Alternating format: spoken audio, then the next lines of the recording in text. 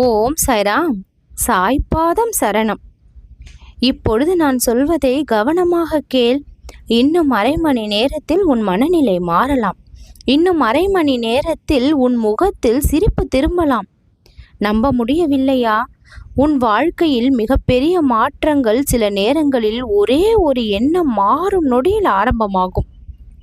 ஒரு மனிதன் துன்பத்தில் இருப்பது அவனுடைய சூழ்நிலை காரணமா? அவன் மனம் அந்த சூழ்நிலையை எப்படி பார்க்கிறது என்பதாலும் தான். ஒரு கதவு மூடப்பட்டது என்று நினைத்து கொண்டால் வாழ்க்கை முடிந்தது போல தோன்றும். ஆனால் அதே நேரத்தில் மற்றொரு கதவு திறக்கிறது என்பதை அமைதியாக இருக்கும் மனம்தான் கவனிக்கும்.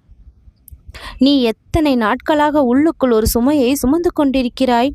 யாரோ சொன்ன வார்த்தை, யாரோ செய்த துரோகம், நடக்காத ஒரு ஆசை, இந்த மூன்றில் ஏதாவது ஒன்று உன் மனதை காயப்படுத்தி இருக்கலாம்.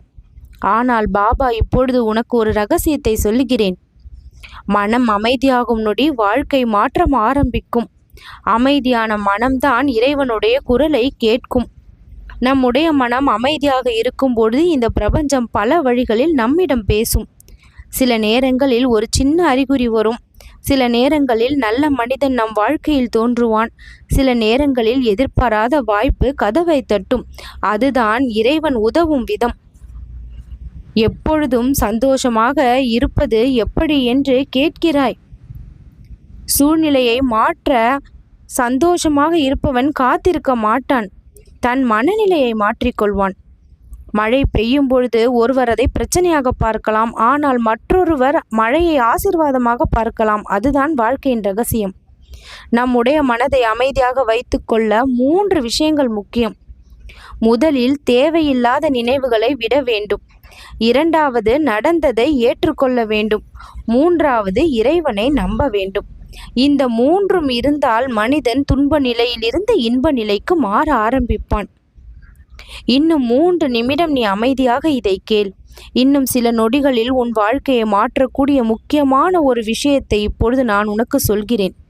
அரை மணி நேரத்தில் உன் முகம் மலர செய்யும் ரகசியம் இதன் பின்னால் இருக்கிறது. உன்னுடைய வாழ்க்கை மிகப்பெரிய அத்தியாயத்தையும் வெற்றியை நோக்கியும் இப்பொழுது நகர ஆரம்பிக்கிறது. 2 உலகங்கள் மனிதனின் வாழ்க்கையில் இருக்கிறது. ஒன்று வெளியில் இருக்கும் உலகம், மற்றொன்று அவன் உள்ளே இருக்கும் மன உலகம். வெளி உலகத்தை மாற்றுவது எளிது கிடையாது.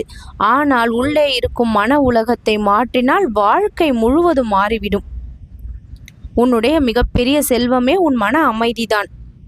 மனதை அமைதியாக வை. பிரச்சனைகள் வேறு விதமாக பார்க்கப்படும். முன்பு உன்னை பயமுறுத்திய விஷயங்கள் பின்பு பாடமாக மாறும். முன்பு உன்னை காயப்படுத்திய நினைவுகள் பின்பு அனுபவமாக மாறும். இந்த பிரபஞ்சம் மனிதர்களோடு பேசிக்கொண்டே தான் இருக்கிறது. ஆனால் அந்த குரல் எப்பொழுது கேட்கும்? மனம் முழுவதும் சத்தமாக நிறைந்திருக்கும் பொழுது கேட்காது. கவலையும் கோபமும் பயமும் இந்த 3 சத்தங்களும் மனதில் இருக்கும் பொழுது அந்த பிரபஞ்சத்தின் குரல் கேட்கப்படுவது இல்லை.